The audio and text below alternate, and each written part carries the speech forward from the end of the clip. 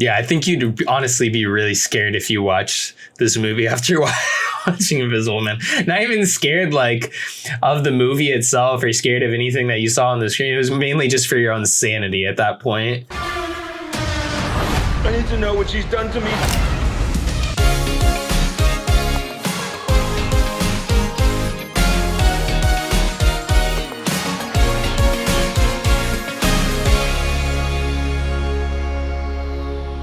Drive-by movies here. You are watching Fresh releases. My name is James. My name's Blaise. And today we're checking out the new Brandon Cronenberg film, Possessor. 1,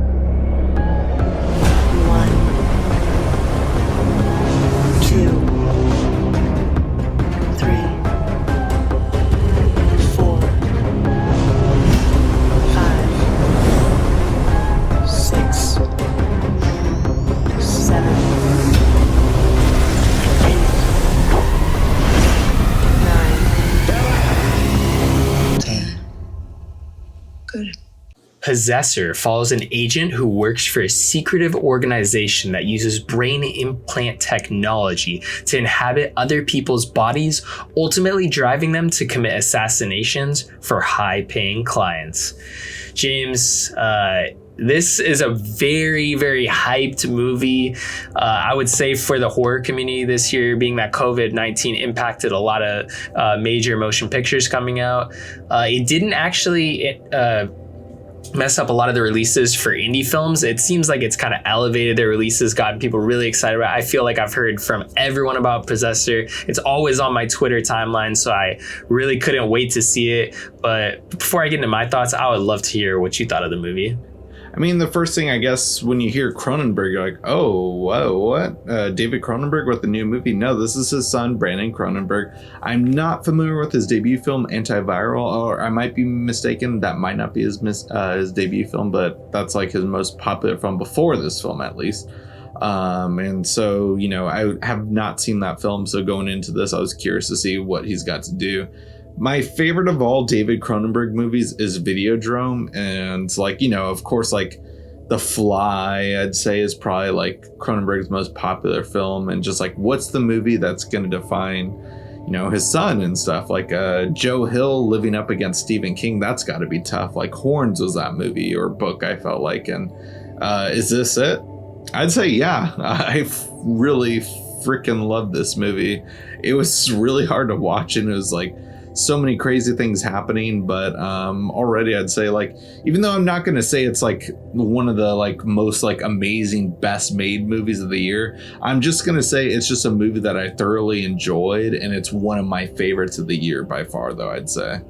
And to kind of like take you down a pedestal there, because I would probably put this like for the same for my movies this year, but I'll like take it down and make it a little more realistic that there wasn't that many movies this year, sadly. So yeah, that's true. Like that's exactly why it automatically goes into that little list of movies already, because like, all right, there's not that much stuff. I think I might have a top 10 already, like that I've been, you know, shuffling around, but it's not like most years I have like 20 or 30 movies that I'm talking about. But I definitely have to say this was a movie that caught me off guard completely. We had a really exciting amount of movies for this week. You know, what we're doing on Never Have I Ever, you're gonna have to tune in on Thursday to check that out, but it's very similar to this one where it's pretty gut-wrenching. It's a wild movie. This is something that, like, within the opening hook of the movie, is some of the most gore I've seen in some full movies in that opening 15 minutes. So I have to say, like, this is a really tough watch. I did enjoy the movie mainly for the plot, but when it comes to the gore, like, it's absolutely disgusting. This is one of the goriest movies I think I've ever seen.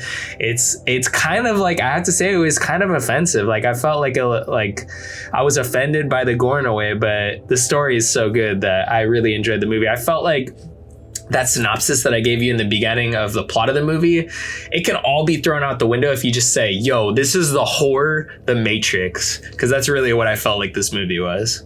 Right, yeah. At its core, I'd say it's more of a sci-fi movie. The horror elements are mainly there just because of the gore factor, I'd say. There isn't really a whole lot of scares within this movie.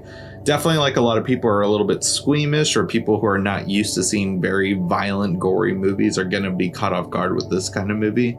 And yeah, I agree 100% though. We haven't seen that many movies. My top 2 movies have been at the top 2 movies since February and March, when we first started this year before COVID. I'll just flat out say it. Some of the best movies I've seen this year are Tiger Tail and Invisible Man. This isn't as good as those 2, I'd say, but it's up there though. And it's the best movie we've gotten since this whole COVID pandemic. We started fresh releases because we thought we were going to be seeing so many new movies, and we were caught off guard being like, oh, I thought we were going to film these like interviews or reviews together. And here we are, like, you know, separate apartments and stuff in the same city, talking about movies still so many months later when we first started this show. And you know, this was just definitely like one of my favorite ones finally that I got to watch and stuff. And, you know, watching it like back to back with our movie for Never Have I Ever next week, or later this week, I mean, was an experience for sure. But yeah, it was a really fun time. I don't think it's too intense for any like horror lovers out there. There's nothing quite out of the ordinary that you would have seen in other horror films, like if you've seen, like, you know, some of the more gory movies, like if you've seen Hostel or Saw or Frontiers and stuff, like any of those very violent movies, there's nothing out of the ordinary in this movie. But, you know, if you come out of nowhere just from watching, like, say, a movie like The Invisible Man or The Conjuring, this is going to catch you off guard. Yeah, I think you'd honestly be really scared if you watch this movie after watching Invisible Man. Not even scared like of the movie itself or scared of anything that you saw on the screen. It was mainly just for your own sanity at that point. Yeah. Yeah, honestly. Yeah, I mean, I guess it's been a while since we've gotten a movie that's kind of like a mind fuck of a movie, I'd say. Yeah, hey. We had to get into the you said frick earlier to avoid us from getting demonetized, and you just threw that all out the window. But I think we're past the 5 minute mark. Like the 5 minute mark. I think it's okay. I think you could say anything you want now, so go for it. Yeah, so that's what I was hoping for. I was like, oh, I think we're past 5 minutes at this point. But yeah, I mean, it's not too much of a mind fuck of a movie, or mind bender. I guess I could have said mind bender. But like, there is a lot of like crazy sequences where there's just like a lot. What I like about this movie is, though, one thing that we've brought up in past episodes of like multiple parts of our shows, like whether it's direct to dumpster or the movie or sequel, like I really appreciate movies that don't treat their audience dumb. And there's not really any exposition within this movie. You're just kind of thrown in, and you're just like, oh, these are assassins. This is how they do, or they do this. They don't explain how it works and stuff. They don't explain what time in the future this is. It just happens. And like, you know, I believed it because that's what it sets up right from the beginning and the get-go of the movie and stuff. And I don't question it for the rest of the movie and stuff. And when we get the climax within the movie and stuff, like that's where it really starts to kind of mess with your head and stuff. But it really didn't bother me, and that's what I appreciate about it. Like, that's what I miss about 80s movies the most. Like, movies like Total Recall or even The Fly and stuff, they don't really have any explanation on how this technology works and stuff. It's just, it happens and stuff. You don't need to throw it in and stuff, or throw in such crazy exposition and stuff. Just, you know, treat your audience as if they're smart enough and capable of following along. They will be able to. And they were able to do it, 30 years ago back in the 80s. Like, why can't we now? We can. And I was excited for this movie, and I appreciated it for that fact. Yeah, I absolutely hate movies with exposition dumps, but you know what I hate even more than that? TikToks with exposition dumps. My brain exploded earlier when I was on the app, and there was just like, some of them were moving so fast and had so much exposition in the first 5 seconds, I literally lost it and just closed the app. All right, I'm done with that. I'm just gonna post our TikToks and I'm done with that. We'll just move on. But anyways, getting back to this film, Possessor, I thought something that was really, really cool about it was the fact that they used a lot of very practical effects. They tried to limit the amount of visual effects, even going into the production of the movie. In pre-production, Brandon Cronenberg was working along with his cinematographer to make sure that they could shoot a lot of these effects practically and make them work. And I think you see that in a lot of these cool scenes where they're transitioning from somebody going into like the body of the person that they're kind of like taking over and possessing, essentially. There's a lot of really cool imagery and shots that are kind of like, I mean, they use like either filters or something just that makes it very interesting, where they could have taken the visual effects route and done, you know, like, okay, let's make this a more visual effect experience with CGI and whatnot, instead of doing something very kind of, I guess, it's technically low budget,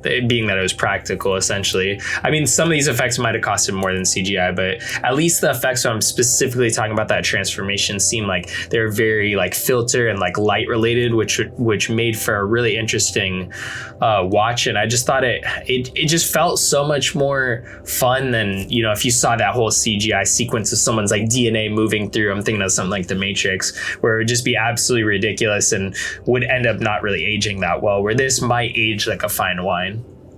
Yeah, 100%. Like, one of my favorite things in the last month of October is actually one thing that I did like during COVID was just seeing a lot of people reacting to horror films for the first time, and whether these movies might be outdated or not. Like movies like The Thing, that's one of my favorite films of all time and stuff. But one thing I really enjoyed during COVID or Spooktober was seeing people watch it for the first time. And, you know, you might think that the practical effects look like, you know, outdated, but everyone still reacts to where they're just like, oh, that is disgusting, or that is disturbing and stuff. And this is a movie that's gonna hold the test of time and is gonna be a cult classic, I'd say. It's like not the biggest by all means, I'd say, but I can see this, like, you know, if this was playing at Beyond Fest, this was the movie that everyone would have talked about this year, I'd say. Out of all the horror films that came out this year, you know, I do like, there's that movie Freaky by Blumhouse that just came out recently. Haven't been able to see it because I can't go to theaters and stuff. There's also Wolf of Snow Hollow that we just watched last week. You know, movies that are well received, both of those. But, you know, this movie's just on its own level class, I'd say. And just like, this is the movie that people would have talked about if, you know, we did get a wide release or a horror film festival out of it and stuff. And yeah, one thing also with just the practical effects again with Christopher Abbott, like we saw him with It Comes at Night a few years ago from A24. And just with his performance with this and just like this creepy mask, it's the poster of the movie and stuff, like just like seeing that image, that's going to be an image that like I feel like haunts me and haunts other people. It's going to be engraved in a lot of people for a while, I hope, at least. And this is a horror film, like it's so hard to watch new movies at this time, but this is a movie that I hope that people aren't going to sleep on and, you know, watch. Like, even though we're past Halloween, this is a movie that I hope a lot of people are going to check out for the month of November and December.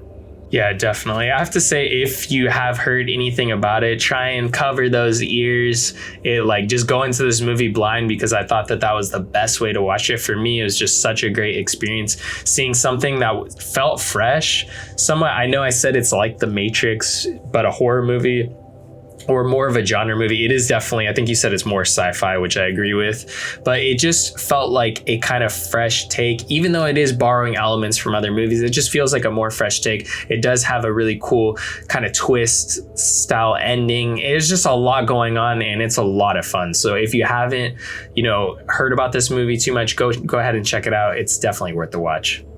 Yeah, once again, highly recommending it.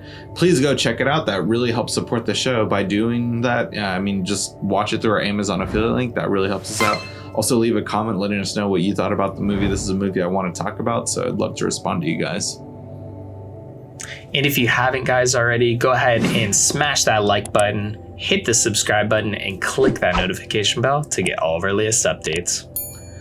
And if you haven't already, if you can't get enough of Driveby Movies, we are, as Blaise said, we're on TikTok. We're also on Instagram and Twitter. Be sure to check out our links in the description box below. That's going to conclude this week's episode. Tune in next week for a brand new video.